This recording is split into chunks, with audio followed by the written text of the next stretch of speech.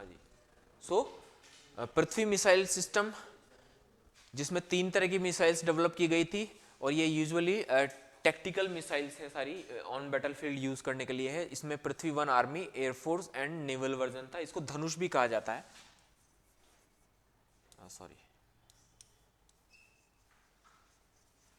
इसको धनुष भी कहा जाता है। सो ये पृथ्वी था। देन फिर अग्नि मिसाइल है। अग्नि मिसाइल सिस्टम में टैक्टिकल एंड स्ट्रेटेजिक दोनों आती है, ठीक है, टैक्टिकल एंड स्ट्रेटेजिक दोनों आती है। लाइक अग्नि 1 2 3 4 5 6, और इसमें मीडियम रेंज बैलिस्टिक मिसाइल से लेकर के inter continental ballistic missile, means more than 5500 kilometre range की मिसाइल से विथ न्यूक्लियर कैपेसिटी अग्नि मिसाइल के अंदर आपने देखी थी। टैक्टिकल है, लेकिन इनमें भी न्यूक्लियर कैपेसिटी होती है। सभी सरफेस टू एयर है, सॉरी सरफेस टू सरफेस है, surface to surface. Nuclear capacity है, सब में है न्यूक्लियर कैपेसिटी। अग्नि में, हाँ हाँ, range and damage, nuclear capacity तो मतलब ये कंप्लीटली स्ट्रेटेजिक है, इनको यूजुअली बैटलफील्ड में यूज नहीं किया है। नहीं नहीं, अग्नि 1 में भी है, अग्नि 1 में सब में है न्यूक्लियर कैपेसिटी। फिर इसके बाद 3 मिसाइलें हैं जो कंप्लीटली टैक्टिकल है। त्रिशूल, त्रिशूल मिसाइल सरफेस टू एयर है, मींस ये एक एयर डिफेंस सिस्टम है जो दुश्मन के एयरक्राफ्ट्स को डिस्ट्रॉय करने के काम आता है। 9 किलोमीटर की रेंज है। ये सक्सेसफुल नहीं हुआ था, और इसकी वजह से इजराइल से इसको रिप्लेस करने के लिए बराक मिसाइल सिस्टम खरीदा गया। एक दूसरा था Nag missile, surface to surface anti tank missile है। एक बात, इसकी रेंज है 4 किलोमीटर, मींस आप आइडिया लगा सकते हैं कि ऑन बैटलफील्ड इसको यूज करने के लिए बनाया गया है। और इसमें थर्मल सेंसर्स होते हैं जिसकी वजह से ये फायर एंड फॉरगेट टेक्नोलॉजी पर काम करती है। What is fire and forget? Means आपने फायर किया, और अगर टारगेट को मैंने टारगेट किया और मैंने फायर कर दिया, और इस फायर होने के बाद वो टारगेट बचने के लिए साइड में हो गया, या किसी वजह से वो साइड में हो गया, या चेंज, उसने अपनी लोकेशन चेंज कर ली, सो आपकी मिसाइल सीधी जाकर के आपका टारगेट मिस नहीं होगा, बल्कि इसमें थर्मल सेंसर्स होते हैं। उसकी वजह से ये टैंक का जो इंजन है, जो हीट जनरेट कर रहा है, उस हीट को सेंस करके अपनी डायरेक्शन चेंज करेगा एंड प्रिसाइजली उस टैंक के इंजन पे जाके हिट करेगा। हाँ नहीं, आप खुद के टैंक की तरफ टारगेट करोगे क्यों? ऐसी सिचुएशन में वो टारगेट करेंगे ही नहीं ना। जब 2 टैंक आपस में इंगेज हो गए हैं, हमारा टैंक दुश्मन के टैंक के साथ इंगेज हो गया है, और आप देख रहे हैं कि दोनों पास पास है, तब आप टारगेट क्यों करोगे? आप देखोगे कि हमारा टैंक भी है, ये मिस हो गया तो हमारा टैंक डिस्ट्रॉय होगा, तब उनको फिर इंगेज करने दोगे, या फिर आप दूसरी किसी स्ट्रेट जो एक्सप्लोजिव है उससे टारगेट करोगे। ऐसी सिचुएशन में आप मतलब अपने ट्रेनिंग और कॉमन सेंस का यूज करेंगे। So fire and forget technology पर बेस्ड है ये।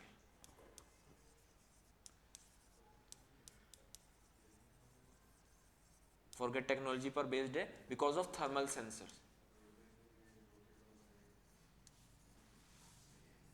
सेंसर्स की वजह से, ठीक है। ये है नाग। इसके नाग का एक और वर्जन मिलता है, दैट इज कॉल्ड हेलिना।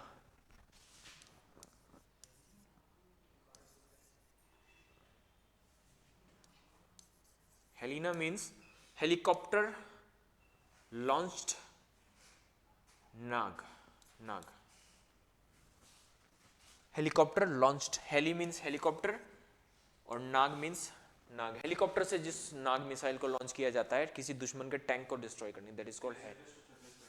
ये एयर टू सरफेस हो गया, अगेन एयर टू सरफेस हो गया। तो हेलिना जो वर्जन है helicopter launched Nag, that is air to surface type of missile हो जाएगा। एंड देन फिर आकाश मिसाइल है। ये सरफेस टू एयर है, मीन्स ये एक तरह का एयर डिफेंस सिस्टम है।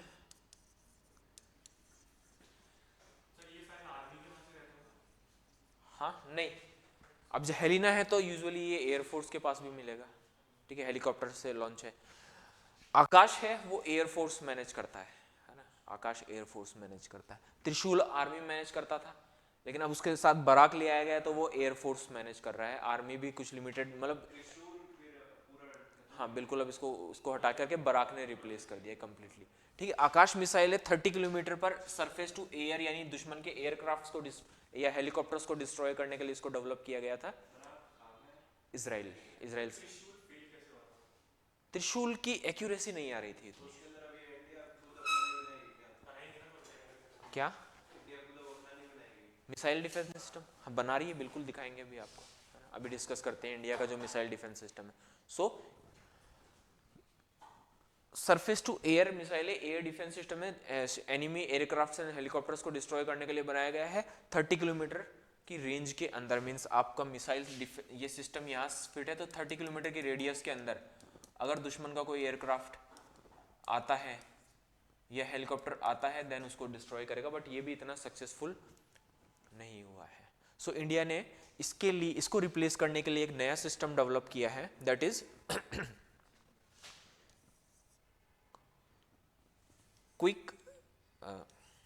Quick response surface to air missiles, QRSAM।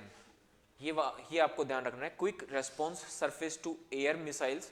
ये 30 किलोमीटर की रेडियस में एक्यूरेटली मल्टीपल टारगेट्स को डिस्ट्रॉय कर सकता है, और इसको आकाश एक्यूरेट नहीं हो पाया और ये मल्टीपल टारगेट को इतना परफेक्टली हिट नहीं कर पाता था, तो integrated guided development missile project के अंडर इसको डेवलप किया गया था। लेकिन बाद में फिर एक और प्रोग्राम चलाया गया, quick response surface to air missile defence system.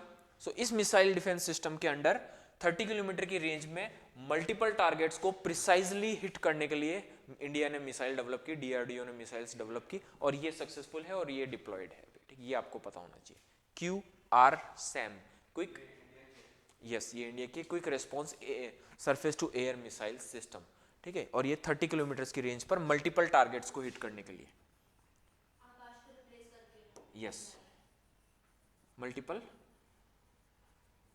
Targets के लिए, यानी दुश्मन के बहुत सारे हेलीकॉप्टर्स या एयरक्राफ्ट्स एक साथ अगर इंडिया की किसी स्टेशन के पास आते हैं तो वहाँ पर ये डिप्लॉयड है, तो ये तेज़ी से एक साथ बहुत सारी मिसाइल्स को लॉन्च करेगा और डिस्ट्रॉय करना शुरू कर देगा उनको, है ना। बड़ा ब्लंडर हो गया था इसके साथ भी। बालाकोट एयर स्ट्राइक के बारे में तो आपने सुना होगा, है ना। बालाकोट एयर स्ट्राइक के बाद पाकिस्तानी एयरफोर्स और इंडियन एयरफोर्स आपस में इंगेज होने लगी थी लड़ने के लिए, ठीक है। और पाकिस्तानी एयरक्राफ्ट्स इंडिया की बॉर्डर में भी एंटर हुए थे, और फिर ये अभिनंदन विंग कमांडर अभिनंदन का केस हुआ था कि उनके प्लेन को हिट कर दिया गया था और वो क्रैश हो गया था, पाकिस्तान में उनको गिरफ्तार। इस दौरान आपने एक न्यूज़ पढ़ी होगी कि इंडिया का एक हेलीकॉप्टर अपनी रूटीन फ्लाइट पर था कश्मीर में और वो क्रैश हो गया था, जिसमें 8 एयरफोर्स ऑफिसर्स की डेथ हो गई थी, है ना। हाँ, पहले जो है इंडियन एयरफोर्स ने इस बात को क्या कहा, क्या कह रहे हैं?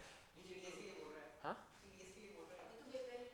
वो तो जनरल विपिन रावत तो शायद उड़ीसा में हुआ था ना उनका, है ना, उड़ीसा या तेलंगाना। हाँ, वो तो उधर हुआ था। कश्मीर में 8 ऑफिसर्स उसमें शहीद हो गए थे। उस टाइम उसको एडमिट किया नहीं गया था, लेकिन बाद में इसको एडमिट किया गया, इस पर कोर्ट ऑफ इंक्वायरी बैठी कि हेलीकॉप्टर क्रैश कैसे हुआ।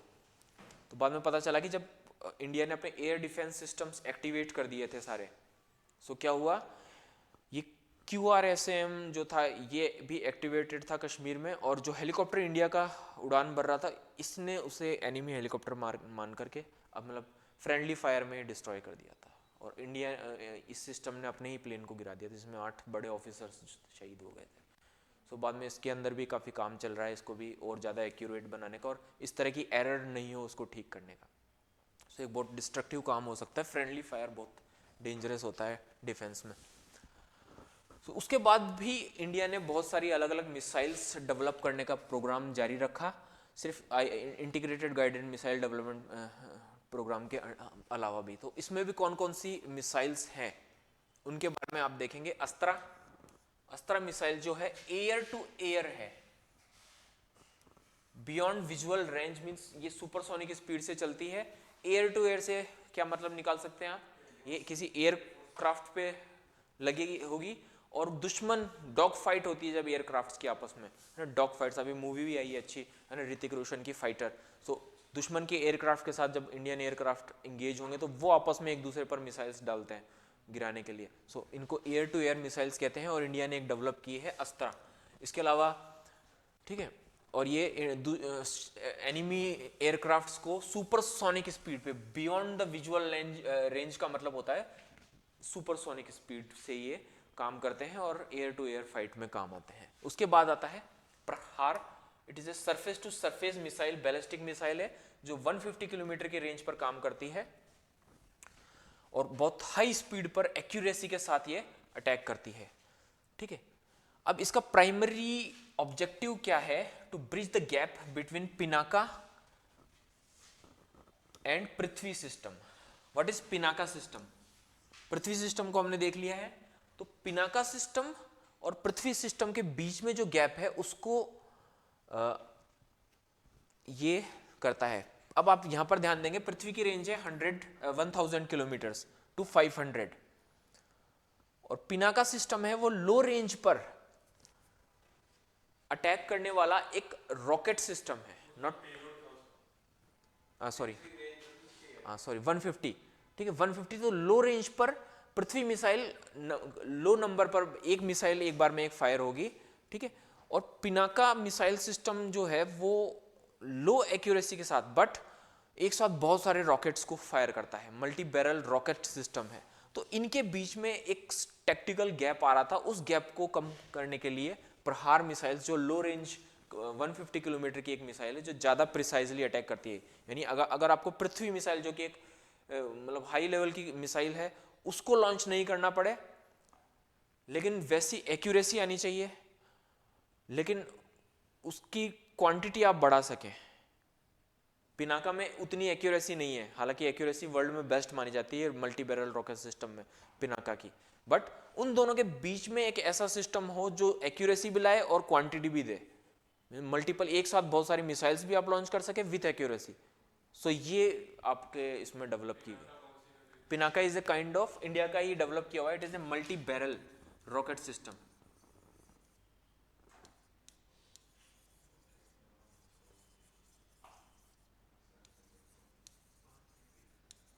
Rocket system multi barrel means ऐसा कुछ होता है, एक ट्रक होता है, ठीक है, और ऐसा आपने मूवीज में भी देखा होगा,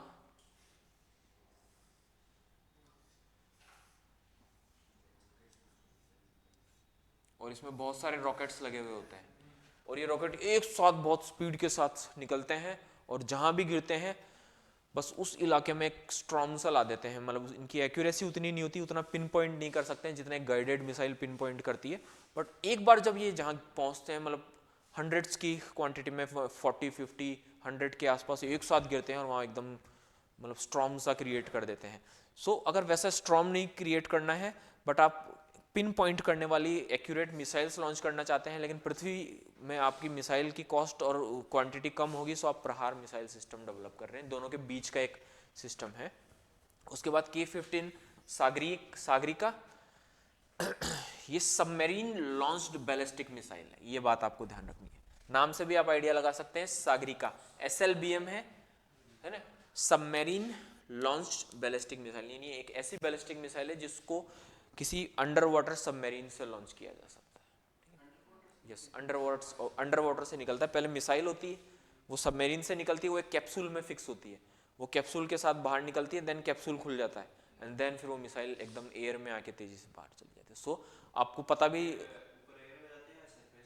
सर फिर अंडर वाटर लॉन्च हुई, फिर बैलिस्टिक मिसाइल नॉर्मली सरफेस पे जाके टारगेट करती है हमेशा, है ना, तो इसमें भी न्यूक्लियर कैपेसिटीज है। सो ये मतलब एनिमी को पता भी नहीं है कि एक बैलिस्टिक मिसाइल उसके सी कोस्ट के इतने पास लाई है और फिर पानी के अंदर से उसको लॉन्च कर दिया जाता है। This is submarine launched ballistic missile.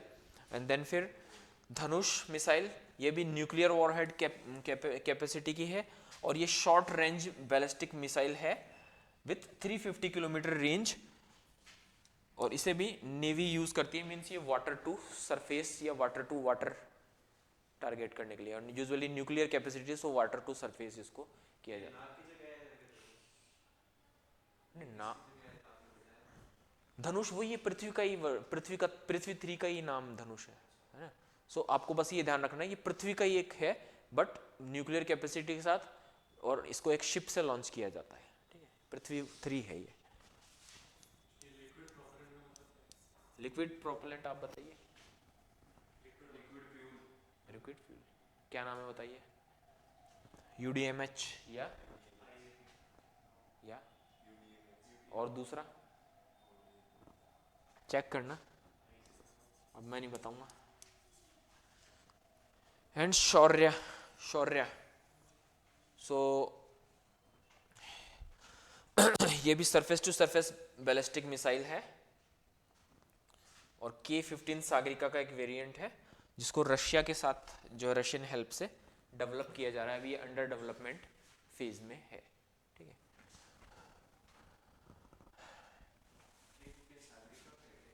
हाँ K-15 सागरिका चेक किया, याद याद करो चीज़ों को। MMH right. अब इंडिया की जो क्रूज मिसाइल है उनकी बात करते हैं। सो ब्रह्मोस है इंडिया की cruise missile.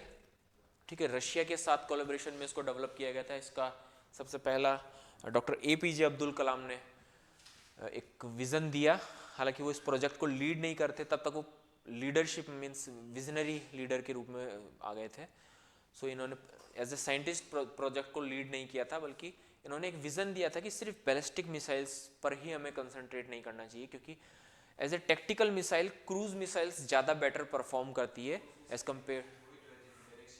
Yes, direction fix नहीं तो लो एल्टीट्यूड पर उड़ती है ना, जेट इंजन के साथ लो एल्टीट्यूड पर उड़ती है और अपनी डायरेक्शन इजीली चेंज कर सकती है और बिना इंटरसेप्ट हुए ये अपने टारगेट को हिट कर देती है विथ सबसोनिक, सुपरसोनिक और हाइपरसोनिक स्पीड्स के साथ। सो डॉक्टर अब्दुल कलाम ने कहा कि बैलिस्टिक मिसाइल्स को, क्योंकि अगर एनिमीज हमारे अगर मिसाइल डिफेंस सिस्टम्स डेवलप कर रहे हैं अच्छे, सो अब उनको हमें सिर्फ बैलिस्टिक मिसाइल से ही नहीं बल्कि क्रूज मिसाइल से भी काउंटर करना होगा।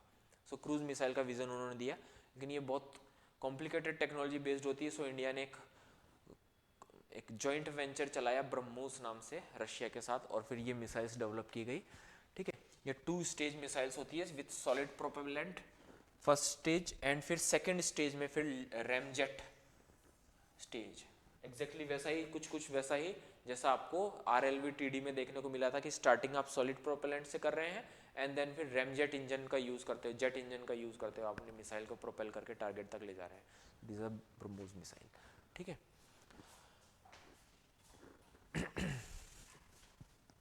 और कौन सी है इंडिया की एक cruise missile? That is Nirbhay missile, that is subsonic missile. ठीक है, सबसोनिक मिसाइल कैपेसिटी के साथ निर्भय मिसाइल को डेवलप किया है जो 1000 किलोमीटर तक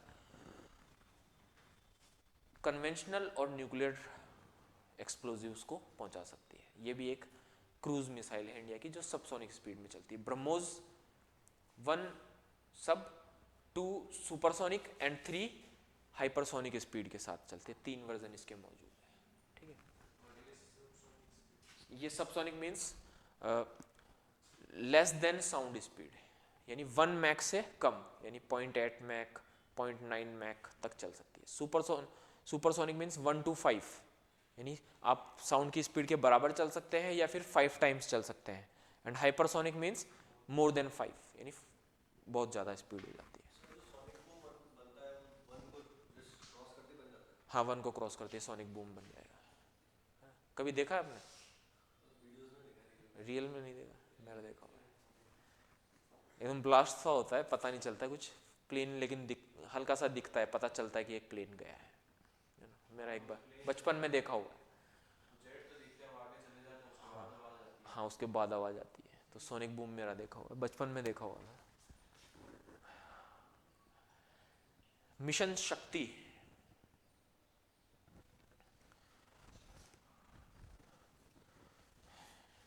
एक और इम्पॉर्टेंट पॉइंट आपको समझना चाहिए।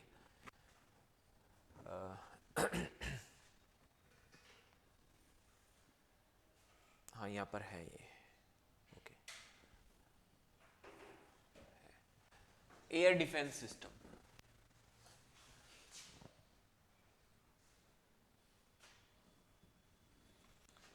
एयर डिफेंस सिस्टम्स के बारे में बात करते हैं। अब हमने अपनी मिसाइल्स डेवलप कर ली है, बट एनिमी भी मिसाइल्स डेवलप कर रहा है। चाइना के पास बहुत अच्छा मिसाइल सिस्टम है, प्लस पाकिस्तान भी मिसाइल टेक्नोलॉजी में काफ़ी आगे है ना। सो और ये 2 हमारे बड़े एनिमी हैं और ये भी हम पर मिसाइल से अटैक कर सकते हैं। सो अब जब एनिमी मिसाइल्स आ रही है तो उनको डिस्ट्रॉय करने के लिए हमें क्या करना होगा? तो हमने एयर डिफेंस सिस्टम के कुछ 2 ग्लैंस या 2 एग्जाम्पल देखे थे, जैसे कौन कौन से थे? अस्त्रा, ठीक है, एंड त्रिशूल। सो त्रिशूल भी इतना सक्सेसफुल नहीं हुआ, देन हमें बराक लेना पड़ा, और अस्त्रा भी इतना सक्सेसफुल नहीं हुआ, सो QRSAM मिसाइल सिस्टम डेवलप करना पड़ा। लेकिन ये एयरक्राफ्ट्स के लिए ही है। अगर एनिमी मिसाइल आ रही है वो भी सुपरसोनिक स्पीड से, या एक बैलिस्टिक मिसाइल है जो एटमॉस्फेयर से टच करते हुए आ रही है, जब वो एटमॉस्फेयर को टच करने के बाद जब वो रिवर्स वापस आती है अर्थ पे तो उसकी स्पीड बहुत ज़्यादा होती है। सो ऐसी मिसाइल्स को डिस्ट्रॉय करने के लिए इंडिया को और ज़्यादा एडवांस्ड एयर डिफेंस सिस्टम्स पर काम करना पड़ा। इसके अंडर दो तरह के एयर डिफेंस सिस्टम डेवलप किए इंडिया ने, that is air defence system को अगर मैं इंडिया के इंडिजीनियसली डेवलप, हाँ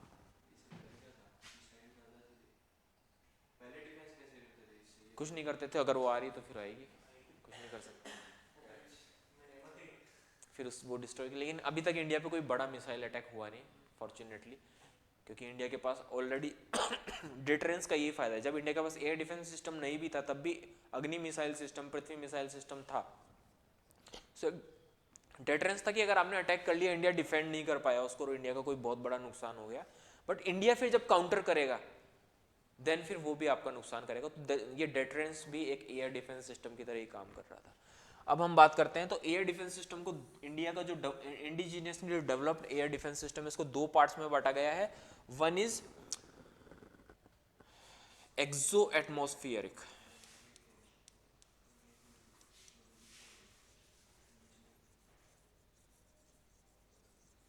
air defence system, and another one is endo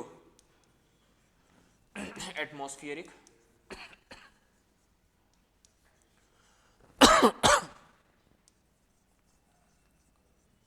air defence system. Sorry,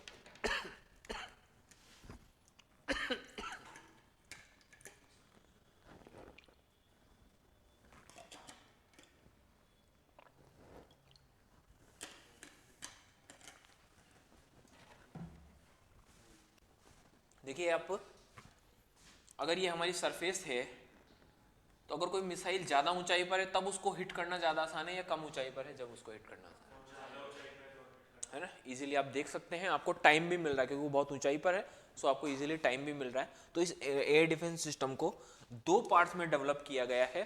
one is to target high atmosphere, ठीक है, means exo atmospheric.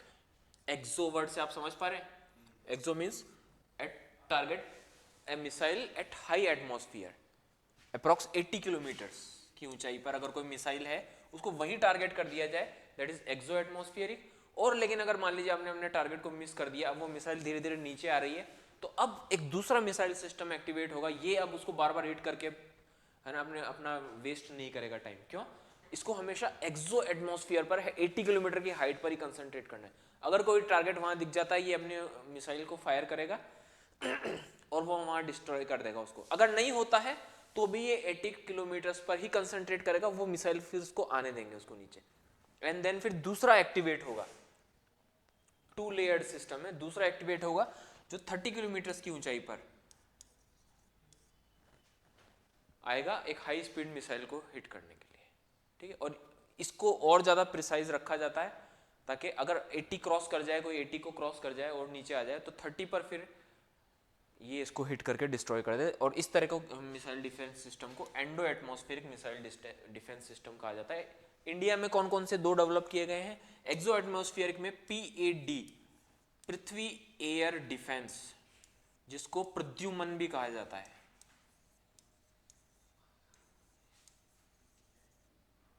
कौन है प्रद्युमन? ACP प्रद्युमन भगवान कृष्ण के बेटे का नाम था प्रद्युमन, है ना। और जो ग्रेट वॉरियर थे, बहुत बड़े योद्धा थे, उनके नाम पर इसको रखा गया है ना। प्रद्युमन मिसाइल डिफेंस सिस्टम, या इसका नाम है पृथ्वी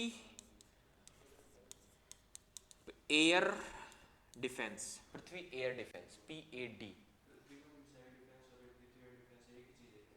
पृथ्वी मिसाइल सिस्टम अलग है जो दुश्मन को टारगेट करने के लिए बनाया, पृथ्वी एयर डिफेंस अलग है जो दुश्मन से आने वाली मिसाइल को टारगेट करने के लिए बनाया, उससे हमें बचाने के लिए बनाया। ये किसी को जाकर डिस्ट्रॉय नहीं करेगा, सिर्फ हवा में। एयर डिफेंस ही डिस्कस करने हैं, और गवर्नमेंट ने इसको प्रद्युमन नाम दिया है भगवान कृष्ण के बेटे के नाम पे।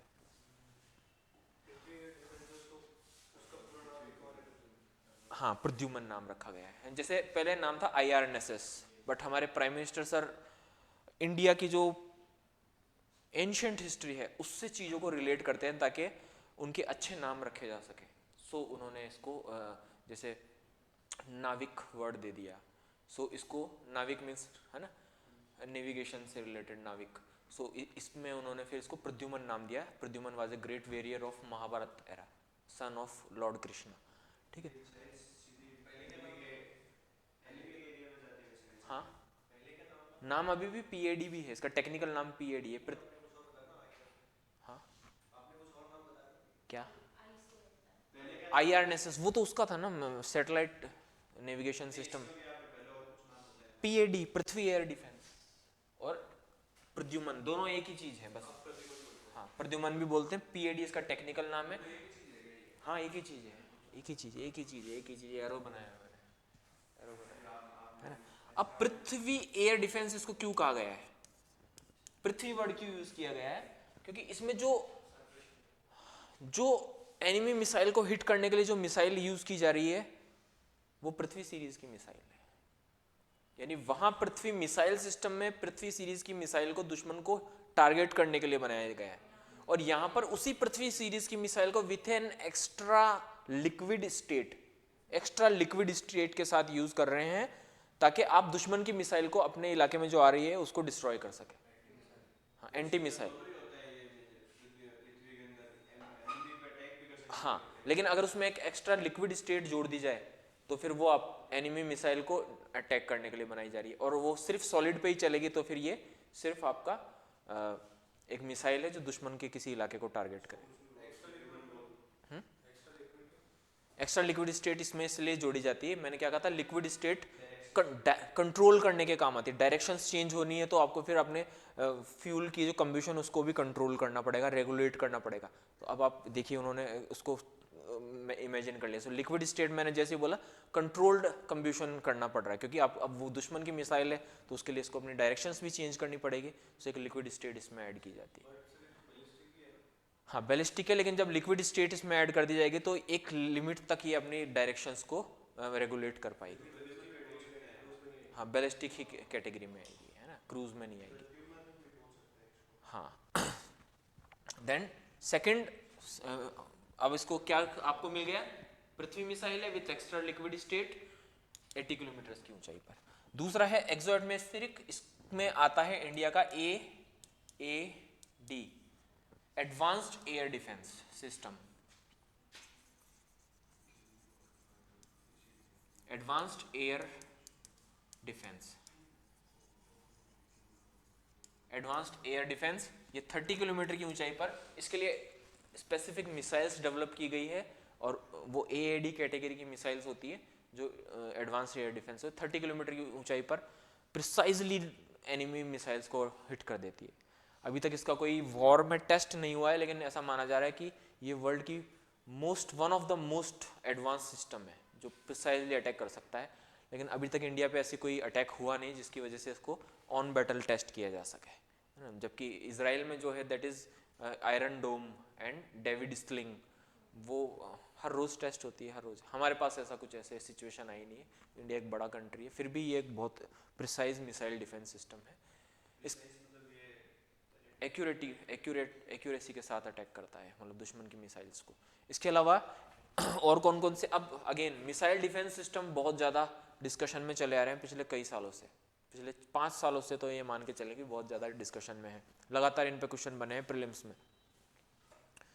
थर्ड, USA का terminal high altitude defence system, third missile defence system है, इस पे प्रीलिम्स में क्वेश्चन बन चुका है। वाई? बिकॉज USA ने थर्ड मिसाइल को डिप्लॉय किया था, मिसाइल डिफेंस सिस्टम को, नॉर्थ कोरिया के अगेंस्ट। तो वहाँ पर ये डिस्कशन में था, प्रीलिम्स में सीधा क्वेश्चन आया। S300, S400 है ना, S300 एंड S400 ये रशिया के मिसाइल डिफेंस सिस्टम है। S300 को रशिया ने डिप्लॉय कर दिया था, सीरिया रशिया का एक एलाई था जिसको USA, ब्रिटेन एंड फ्रांस अपनी एयरफोर्स से टारगेट कर रहे थे उस टाइम सिविल वॉर के कंडीशंस में। तब S-300 को डिप्लॉय किया रशिया ने, एंड फिर वो सक्सेसफुली उन्होंने सीरिया को डिफेंड कर दिया against USA, Russia and USA, Britain, France and Israel. Then S-400 world का सबसे ज़्यादा एडवांस्ड मिसाइल डिफेंस सिस्टम माना जाता है। बहुत प्रिसाइजली एक्सो एंड एंडो दोनों में एक साथ मिसाइल। हाँ, ब्रह्मोस मिसाइल डिफेंस सिस्टम नहीं है, वो एक मिसाइल है। हम एयर डिफेंस सिस्टम्स की बात या मिसाइल डिफेंस सिस्टम्स की बात कर रहे हैं। तो S-400 दुनिया का सबसे एडवांस मिसाइल डिफेंस सिस्टम है जो डिस्कशन में बना था। इस पर प्रीलिम्स में भी क्वेश्चन बना था। वाई? बिकॉज रशिया इसको चाइना को सेल आउट कर चुका था, चाइना ने इसको परचेज किया था, एंड देन फिर इंडिया ने भी रशिया के साथ एग्रीमेंट साइन किया था इस S-400 मिसाइल डिफेंस सिस्टम को खरीदने के लिए। और फिर अमेरिका ने काफ़ी अपोज किया था इंडिया को कि हम आपको थार्ड दे देंगे लेकिन ये मत परचेज करो। वाई? बिकॉज वो रशिया के ऊपर सैंक्शन है। अमेरिका में एक लॉ है CAATSA, है ना, काटसा। सो आप IR में उसको डिटेल में पढ़ने वाले हैं। सो काटसा लॉ के under Russia, north Korea and Iran से कोई भी डिफेंस इक्विपमेंट्स खरीदने पे पाबंदी है। कोई भी कंट्री अगर ऐसा करता है तो उसको इकोनॉमिक सैंक्शन फेस करने पड़ते हैं। बट प्राइम मिनिस्टर मोदी ने बहुत ही स्मार्टली इस चीज़ को मैनेज किया और इंडिया ने ये डील साइन कर लिया। S-400 इंडिया के पास आ। हाँ, थर्ड अलग ही है। हाँ, ये वर्ल्ड में सबसे ज़्यादा एडवांस मानी जा रही। थर्ड यूएसए की है, S-300 एंड S-400 रशिया की है। एंड देन फिर अगेन मिसाइल डिफेंस सिस्टम इस साल भी बहुत ज़्यादा डिस्कशन में है because of Hamas Israel war. दो इजराइल में मिसाइल डिफेंस सिस्टम यूज किए जाते हैं। आयरन डोम यूजुअली लो कैटेगरी रॉकेट्स वगैरह को टारगेट कर लेता है, एंड उससे भी ज़्यादा एडवांस सिस्टम है that is David sling.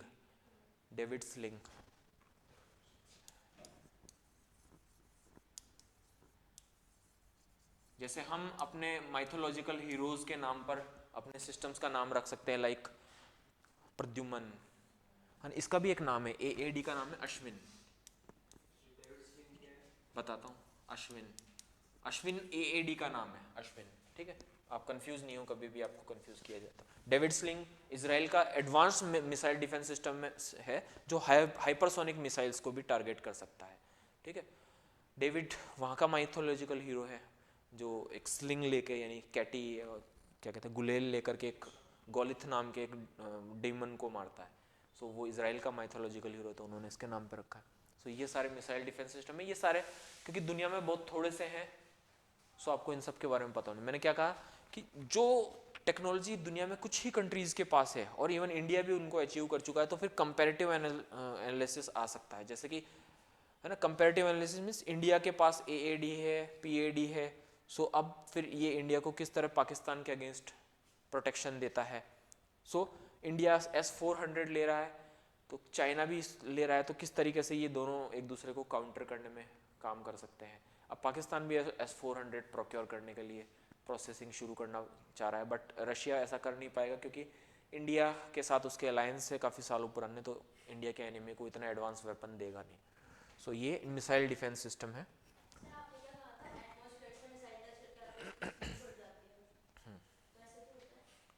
Gravitation का फोर्स भी उसको मिलने लगा अपने रॉकेट इंजन से, तो उसको फोर्स मिल ही रहा है और ग्रेविटेशन भी मिल रहा है, सो उसकी स्पीड बढ़ेगी अपने। मैंने किसी चीज़ को फेंका, वो ऊपर तक गया, उसका वेलोसिटी 0 हुआ, फिर वो नीचे आया, हर सेकंड एक्सेलरेशन हो रहा है ना, G 9.8 मीटर पर सेकंड का एक्सेलरेशन मिल रहा है, तो हर सेकंड 9.8 मीटर पर सेकंड उसकी स्पीड बढ़ेगी। ये तो ग्रेविटेशनल फोर्स के साथ। हाँ हाँ, बस।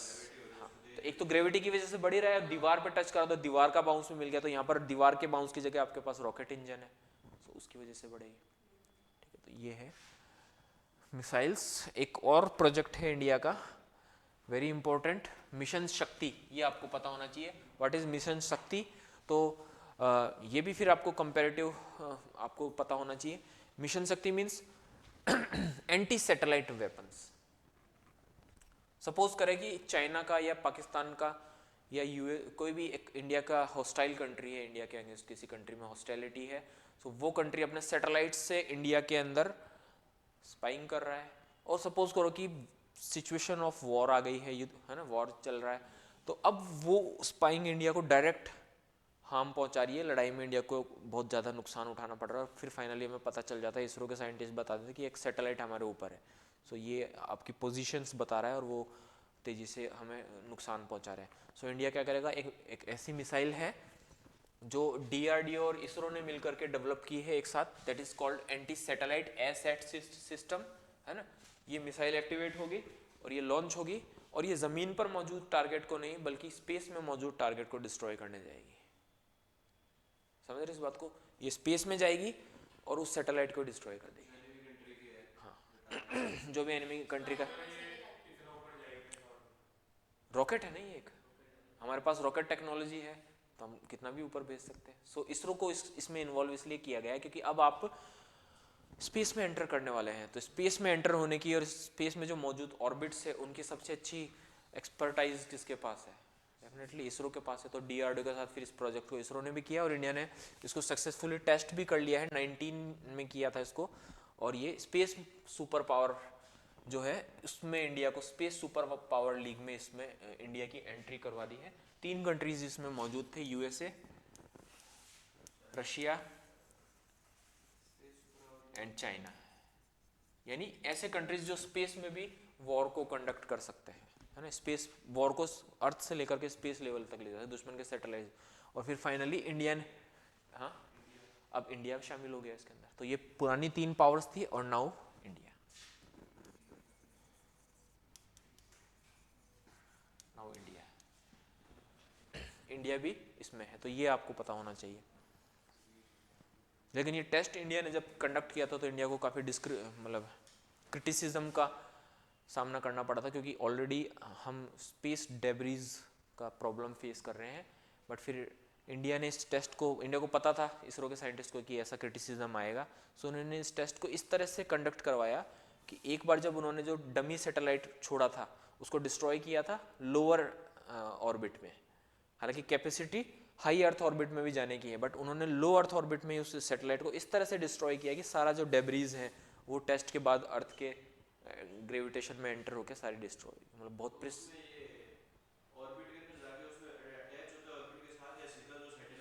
सीधा जाके उसको हिट करे। नहीं, वो इस तरह से मैथमेटिकल कैलकुलेशन करके लो अर्थ ऑर्बिट का भी एकदम लोएस्ट पार्ट को उन्होंने टेस्ट की, टेस्ट में हाँ हो जाएंगी, लेकिन ऐसा हुआ नहीं। वो तो जाके सैटेलाइट को तोड़ेगी सीधा, हाँ तो डेब्रिस तो साइड में होगी, ऑर्बिट के ऊपर थोड़ी होगी। क्यों, ये अर्थ है, ये एकदम लोएस्ट अर्थ ऑर्बिट है, यहाँ पर एक डमी सैटेलाइट रखा और मैंने यहाँ पर जाकर हिट करा और ये टूट गया, तो इसका कचरा इस ऑर्बिट में चक्कर नहीं लगाएगा, टेक्निकली लगाना चाहिए, हाँ बिल्कुल फैल जाएगा, कुछ आगे भी जाएगा तो दूसरे ऑर्बिट में भी जाएगा कचरा बहुत सारा। बट इन्होंने लोएस्ट लेवल पर ऐसे टेस्ट किया कि वो हिट किया और कचरा सारा लेकर नीचे आ गया वापस। सो ये क्रिटिसिज्म से बचने का पहले ही प्लानिंग इन्होंने कर लिया था। हाँ पहले खुद की एक डमी सैटेलाइट भेजी और उसको डिस्ट्रॉय किया। नहीं नहीं, सब में नहीं कर सकते, ये उन्होंने एक टेस्ट के लिए किया था, छोटा सा सैटेलाइट यूज़ किया था। हाँ लेकिन इन्होंने ये डेमोन्स्ट्रेट कर दिया टेक्नोलॉजी का कि हम हाई अर्थ ऑर्बिट तक भी जा सकते हैं, यानी आपकी कम्युनिकेशन सैटेलाइट्स और नेविगेशन सैटेलाइट्स को भी नुकसान पहुंचा सकते हैं। आ गई अर्थ पे, हाँ वो छोटे छोटे डेब्रिज में बढ़ गई और वो जल गई। अब नुकसान हुआ है वो ये हुआ है कि हमारे अपर एटमॉस्फेयर में पॉल्यूशन फैला है, ये तो हुआ है। ठीक है, इसके अलावा एक और टेक्नोलॉजी आपको सुनने को मिलेगी, दैट इज कॉल्ड, हाँ यहाँ लिख लेते हैं उसको,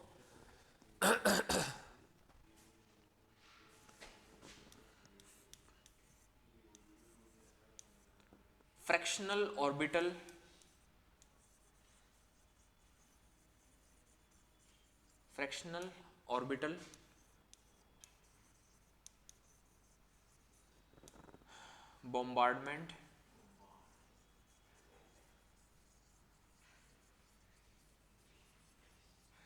bombardment सिस्टम।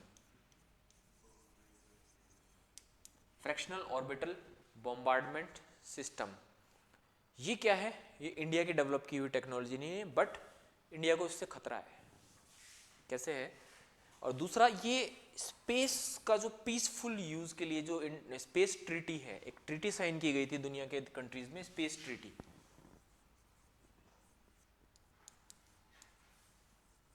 इसको वायोलेट करती है, इसको तोड़ती है ये टेक्नोलॉजी। मिशन शक्ति भी तोड़ता है उसको, कि सभी कंट्रीज ने मिलकर के ट्रीटी की थी, और द मून ट्रीटी भी की थी, स्पेस ट्रीटी भी की थी, और मून एग्रीमेंट किया था कि हम स्पेस का पीसफुल यूज करेंगे, वॉर में इसको यूज नहीं करेंगे कभी भी, और वॉर को स्पेस तक कभी लेकर नहीं जाएंगे। मीन्स हम लड़ रहे हैं जमीन पर, एयर में, पानी में लड़ रहे हैं, ओके, बट स्पेस में वॉर को नहीं लेकर जाएंगे, यानी एक दूसरे के सैटेलाइट्स को डिस्ट्रॉय नहीं करेंगे।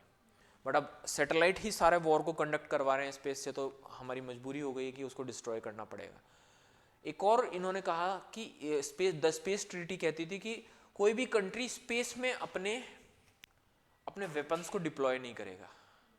मींस आपने एक सैटेलाइट बनाया और वो दुनिया के चक्कर लगा रहा है, अर्थ के, और सैटेलाइट्स में बॉम्ब रखा हुआ है, न्यूक्लियर बॉम्ब रखा हुआ है, और उसका काम है कि वो 1 साल तक, 2 साल तक, 10 साल तक चक्कर लगाता रहेगा। जिस दिन हमें उस बॉम्ब को यूज करने की जरूरत पड़ेगी वो रिलीज कर देगा बॉम्ब को। सो ये डिस्ट्रक्टिव यूज हुआ स्पेस का, कि आपने एक हथियार डिप्लॉय कर दिया है स्पेस में, वो रोज हमारे सर के ऊपर से गुजर के जा रहा है। सो ये it's a kind of terror है ना, ये टेरर है। सो ये ट्रीटी कहती है कि स्पेस में आप वेपन्स को डिप्लॉय नहीं करेंगे, है ना, वेपन्स को डिप्लॉय नहीं करेंगे। नहीं, अभी तक तो किसी ने नहीं किया। एक तो वो भी तो छोड़ेंगे ना। चाइना की स्पेस टेक्नोलॉजी बहुत एडवांस है। देखो पाकिस्तान तो फिर भी इतना रिटेलिएट नहीं कर पाए, बट चाइना बहुत बुरी तरह रिटेलिएट करेगा। और वो ये जो टेक्नोलॉजी है FOBS, fractional orbital bombardment system, ये इसी द स्पेस ट्रीटी का एक शॉर्टकट निकाला है उन्होंने स्पेस ट्रीटी को तोड़ने के लिए।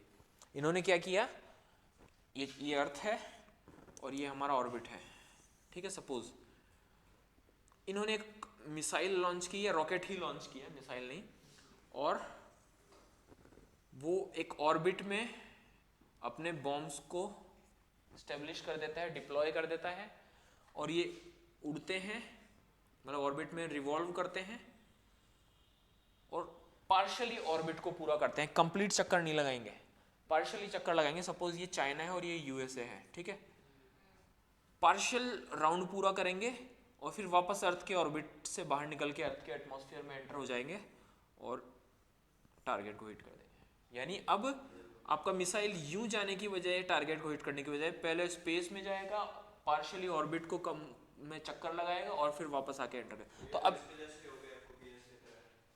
इसमें ट्रीटी का लूप होल हुआ, उन्होंने बोला हमने चक्कर तो पूरा लगाया ही नहीं, डिप्लॉयमेंट तो पूरा हुआ ही नहीं। पूरा चक्कर नहीं लगा रहा है, पार्शियल रिवॉल्यूशन कर रहा है और फिर वापस एंटर हो रहा है अपने अर्थ के एटमॉस्फेयर में। और अर्थ के किसी भी पॉइंट पे आप देख लीजिए, इतनी ऊंचाई के बाद अगर मान लीजिए इस पॉइंट पर आना है तो पार्शियल चक्कर को इतना करेंगे और यहां आकर हिट करेगा। हाँ लगा सकता है लेकिन लगाएगा नहीं, है ना। क्यों लगाना है उसको, वापस आके चाइना पे तो गिरना नहीं है। बची हुई, अब चाइना यहाँ से यहाँ तक फैला हुआ है, बहुत बड़ा कंट्री है सपोज, तो बची हुई अर्थ पे पार्शियल रिवॉल्यूशन कंप्लीट करके ये कहीं भी हिट कर सकता है। इसकी कैपेसिटी यानी इसकी रेंज पूरी अर्थ है। FOBS, उसका कोई नाम नहीं है क्योंकि वो बनाया ही नहीं किसी ने। ये पार्शियल करेगा और अर्थ के किसी भी पॉइंट पर री एंट्री करके हिट कर देगा। चाइना ने एंड रशिया ने, और अभी चाइना ने रिसेंटली इसको डेवलप किया है। और चाइना का सबसे बड़ा टारगेट क्या हो सकता है, इंडिया। चाइना एंशियस फील करता है जब भी कोई चाइना एडवांस टेक्नोलॉजी या मिलिट्री ब्रेक थ्रू बिल्कुल कर रहा है। लेकिन उन्होंने इसका लूप होल ये बताया कि हमने लॉन्ग टर्म में डिप्लॉय नहीं किया है, थोड़े टाइम के लिए हमारा स्पेस के लोअर ऑर्बिट में जाएगा। वो चाइना है, वो लूप होल निकालने में चाइना नंबर 1 है, आप कुछ नहीं कर सकते हो। वो पार्शियल ऑर्बिट पूरा करेगा और फिर हाइपरसोनिक स्पीड अचीव कर लेगा। इतनी ऊंचाई से जब कोई चीज आ रही है तो वो हाइपरसोनिक लेवल पर आ जाएगी और फिर उसको ना तो इंटरसेप्ट कर सकते हो आप, कोई भी S-400 AAD PAD कोई इसको इंटरसेप्ट नहीं कर पाएगा, और ये आके अपने टारगेट पे बहुत बुरी तरह से। इंडिया भी नहीं कर रहा है ये, बहुत मतलब इंडिया अभी भी नहीं कर रहा है, इंडिया भी कर नहीं पाया इसको सक्सेसफुल। फिर ये मिसाइल आएगी, फिर ये मल्टीपल पार्ट्स में बढ़ जाएगी और अलग अलग बॉम्ब्स, यानी एक इसके नोज में बहुत सारे बॉम्ब्स होंगे, वो एटमॉस्फेयर में एंटर होने के बाद इसके नोज ओपन होगी और बॉम्ब्स का पूरा एक स्वाम बन जाएगा, है ना, बहुत सारा ग्रुप बन जाएगा बॉम्ब्स का, और एक साथ आकर के एक इलाके को, बड़े इलाके को स्टॉर्म कर देगा, हिला के रख देगा। So this is called partial, sorry कैसे इसको हाइपरसोनिक स्पीड अचीव कर गया ना ये। अब ये बैलिस्टिक मिसाइल रहा ही नहीं, S-400 भी नहीं कर पाएगा इतनी ज़्यादा स्पीड में, और इतना अनएक्सपेक्टेड तरीके से आएगा कि मतलब इसका पाथ तो दिख ही नहीं रहा ना। कोई जो एटमॉस्फेयर में कोई चीज़ मूवमेंट कर रही है उसको आप रेडार से आइडेंटिफाई, हाँ बिल्कुल हुआ कुछ लेवल तक बता सकती है, लेकिन इतने कम टाइम में ये आएगा कि आप रिटेलिएट मतलब उसको डिफेंड नहीं कर पाएंगे। क्योंकि अगर ये हमारे एटमॉस्फेयर में उड़ रहा होता तो आप रेडार से उसको आइडेंटिफाई करते, देन फिर अपने मिसाइल डिफेंस सिस्टम से उसको हिट करके डिस्ट्रॉय कर देते। बट ये एटमॉस्फेयर में से बाहर निकल के स्पेस में जाके वापस परपेंडिकुलरली आ रहा है, सो ना तो इसको रेडार इजीली, और परपेंडिकुलर विथ हाइपरसोनिक स्पीड आ रहा है, तो ना तो रेडार से इसको आइडेंटिफाई करेंगे, ना कोई मिसाइल डिफेंस सिस्टम इसको इजीली इंटरसेप्ट कर पाएगा। ये बहुत डेंजरस चीज़ है। सो ये चाइना ने इसको डेवलप किया है, FOBS। या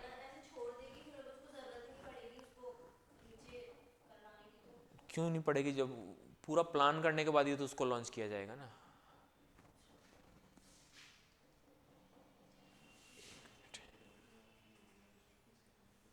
पूरा प्लान करने के बाद इसको करना पड़ेगा, ठीक है। सो दिस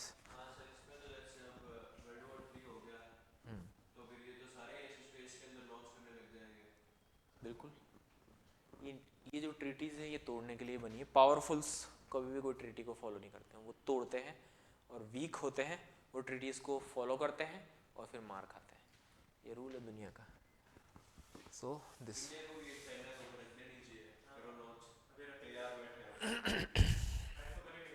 बिल्कुल, इंडिया ने भी तो एडवांस मिसाइलें बना ही रखी है ना। सूर्या जो है, अग्नि 5 चाइना के हर किसी भी पॉइंट तक जा सकती है, अग्नि 5 जा सकती है। सो अब इंडियन नेवी के कुछ प्रोजेक्ट्स हैं, ये आपको पता होने चाहिए, ठीक है। प्रोजेक्ट 75 ये सबमरीन बनाने से रिलेटेड एक प्रोजेक्ट है, कंस्ट्रक्शन ऑफ कन्वेंशनल सबमरीन, ठीक है। कन्वेंशनल सबमरीन्स बनाने के लिए इसको डेवलप किया गया है, ये प्रोजेक्ट लॉन्च किया गया था। और इसमें कौन कौन सी, कलवरी क्लास, खंडेरी क्लास, करंज क्लास, है ना, ये सारी क्लास की सबमरीन बनाई गई है। प्रोजेक्ट 28 जो था वो एंटी सबमरीन वॉरशिप्स बनाने के लिए डेवलप किया गया था। एंटी सब, हाँ, कन्वेंशनल मींस डीजल से चलने वाली सबमरीन्स, और न्यूक्लियर सबमरीन्स जो न्यूक्लियर फ्यूल से चलती है,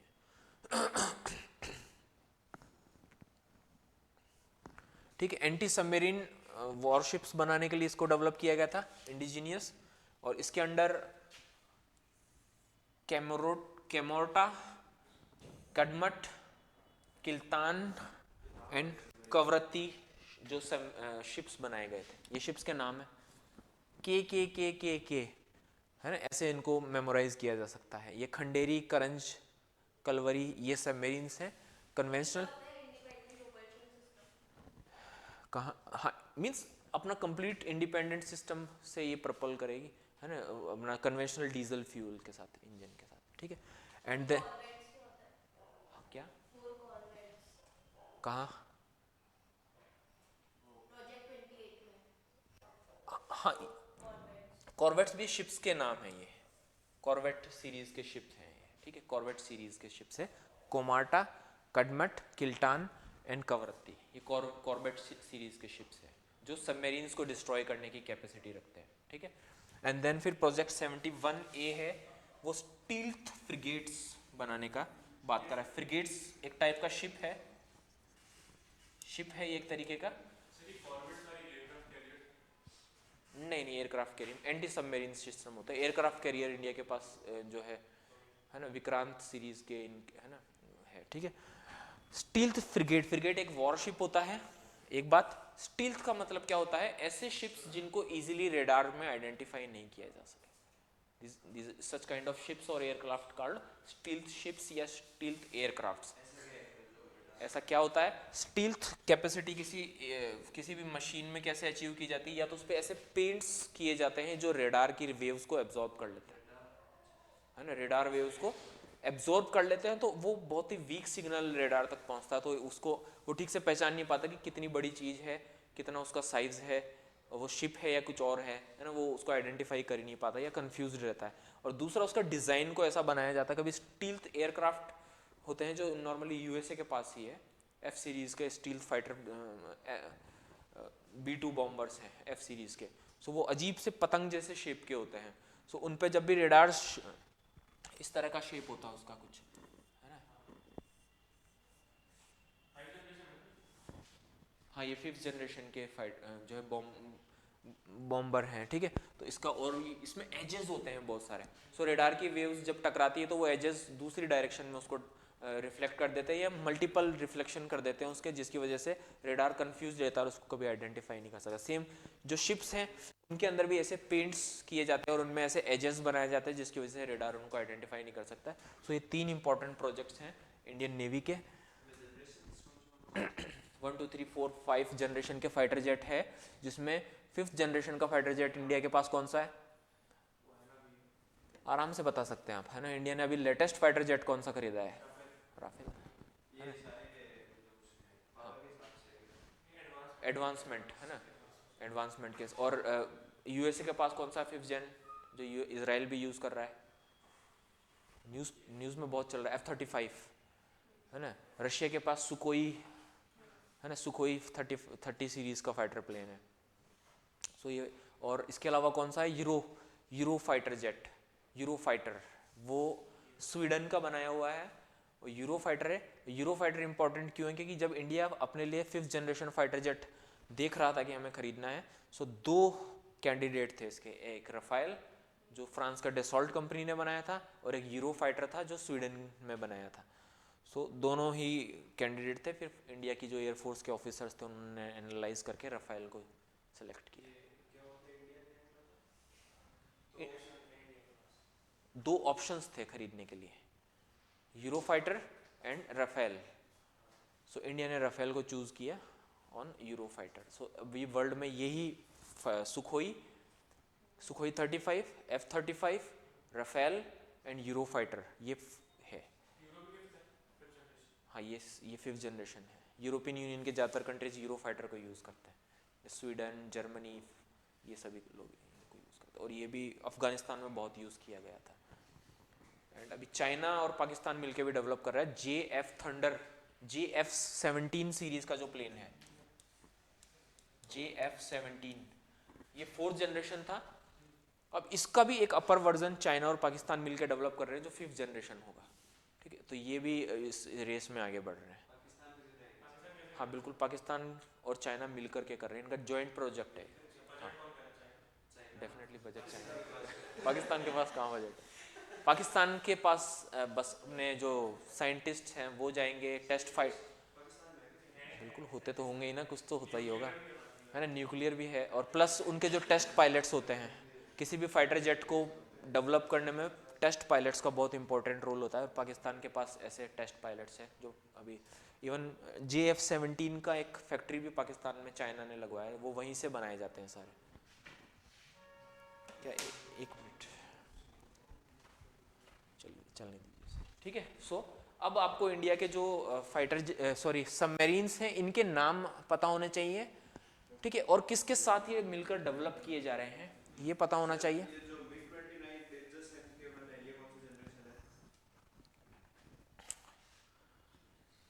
second generation Tejas 3rd and 4th generation में वेरी करता है, ठीक है। अब इंडिया का बनाया हुआ इंडिजीनियस प्लेन कौन सा है, तेजस।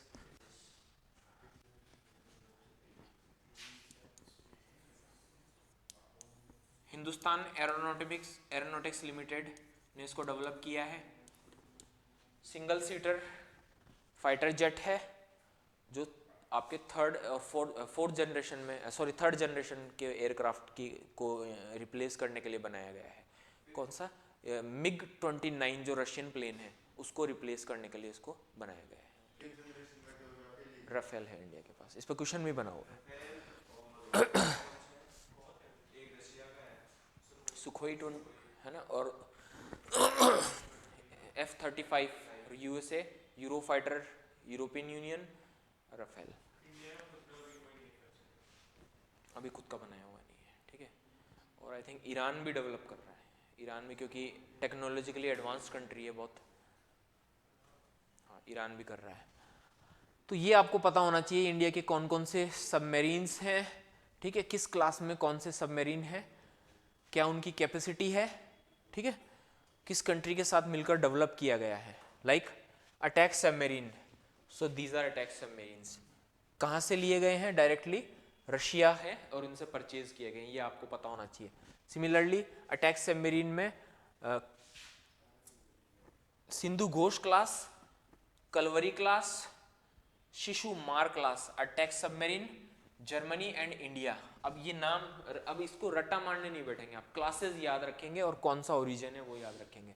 और Arihant class very important, why? Because it is completely originated और डेवलप्ड इन इंडिया। और एक पॉइंट और बताता हूं आपको, ये भी अटैक सबमेरीन रशिया। अब ये जो अरिहंत क्लास जो है, ये अरिहंत क्लास इंपॉर्टेंट क्यों हो जाता है? आपको एक कॉन्सेप्ट सुनने को मिलेगा, न्यूक्लियर ट्रायड।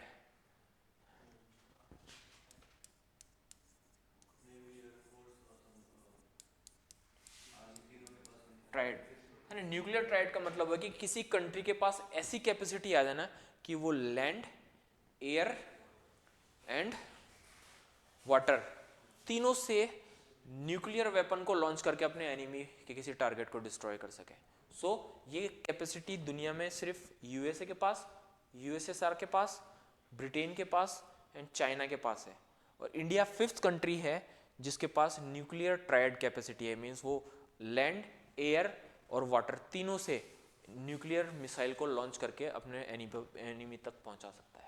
और इंडिया 5th कंट्री है, सो न्यूक्लियर ट्रायड कैपेसिटी का 5th कंट्री है। और वो कैपेसिटी इंडिया की कौन सी क्लास की सबमरीन इंडिया को प्रोवाइड करवाती है? That is Arihant class submarines. Land to surface, surface to surface के आपने सारे एग्जांपल्स पढ़ रखे, पृथ्वी, अग्नि, ये सभी। एयर टू सरफेस में न्यूक्लियर वेपन कौन सी मिसाइल डिलीवर कर सकती है इंडिया में? दैट इज ब्रह्मोस 2, जो किसी सुखोई एयरक्राफ्ट पे डिप्लॉय की जाएगी विथ न्यूक्लियर वेपन। वो उसको लेके उड़ेगा और दुश्मन के किसी टारगेट पे ले जाके हिट कर देगा, वो न्यूक्लियर वेपन डिलीवर कर देगा। सो ये हो गया एयर टू जो है nuclear capacity, air nuclear capacity. And फिर सागरिका है ना, ये जो है इस मिसाइल सॉरी सबमरीन से लॉन्च होगी, एक बैलिस्टिक मिसाइल है जो सबमरीन से लॉन्च होगी, SLBM सागरिका। एंड उसमें न्यूक्लियर कैपेसिटी है, यानी अगर आप उसमें कन्वेंशनल वारहेड की जगह न्यूक्लियर वारहेड लगाएंगे तो वो डिलीवर कर देगा, है ना। बहुत सारे हो गए, अग्नि, अग्नि हो गई।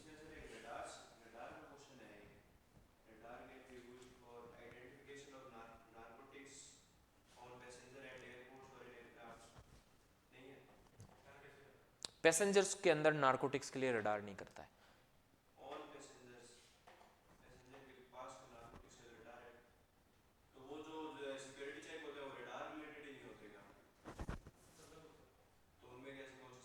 पहले आप अपना क्वेश्चन पूरा करें, पहले क्वेश्चन सॉल्व कर लीजिए।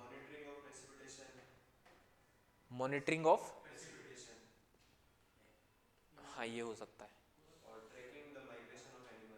ये भी हो सकता है। माइग्रेशन ऑफ एनिमल्स हो सकता है। प्रेसिपिटेशन की मॉनिटरिंग के लिए भी रेडार्स का इस्तेमाल किया जा सकता है आई थिंक। एंड ड्रग्स के लिए तो बिल्कुल ही नहीं किया जा सकता, पैसेंजर की ट्रैकिंग के लिए तो इम्पॉसिबल है। अब आप देखिए कौन सा ऑप्शन टिक हो रहा है ना, ओनली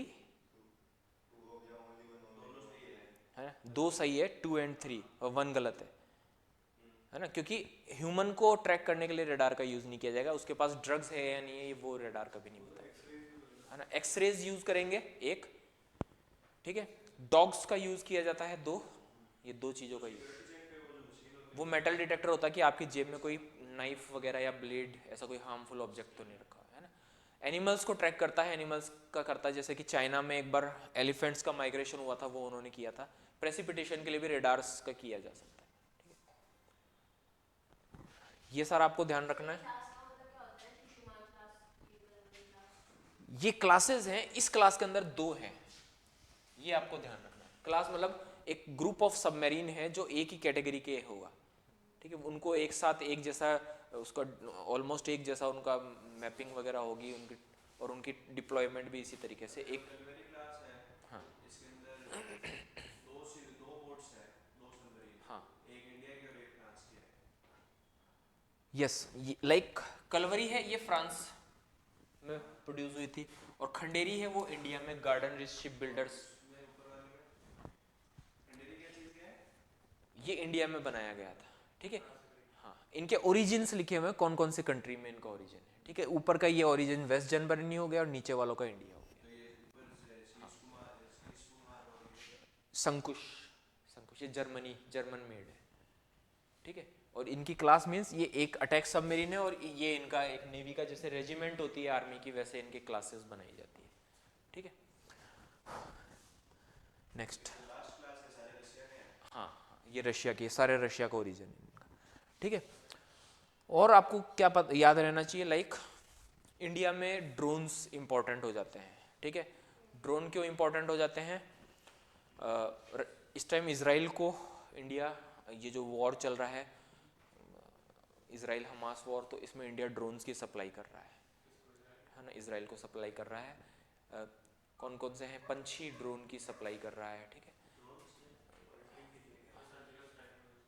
नहीं ड्रोन्स ऐसे एयरक्राफ्ट होते हैं जिनके अंदर ह्यूमन पायलट नहीं होता है वो रिमोट कंट्रोल से चलाए जाते हैं।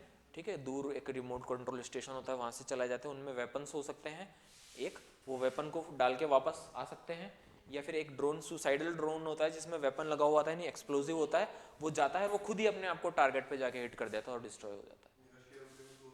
हाँ रशिया यूक्रेन में यूज हो रहा है और इंडिया इसराइल को प्रोवाइड करवा रहा है जिसकी वजह से इंडिया को क्रिटिसिज्म का भी सामना करना पड़ रहा है बिकॉज सारी दुनिया ये मान रही कि जो इसराइल कर रहा है दैट इज ए जिनोसाइड।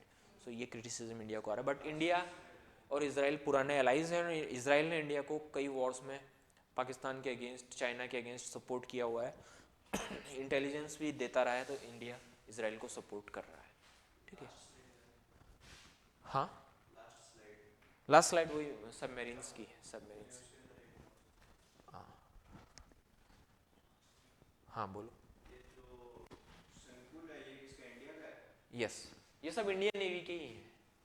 ठीक है इंडियन नेवी के ही हैं बट वेस्ट जर्मनी के साथ इनकी टेक्नोलॉजी वगैरह ली गई है।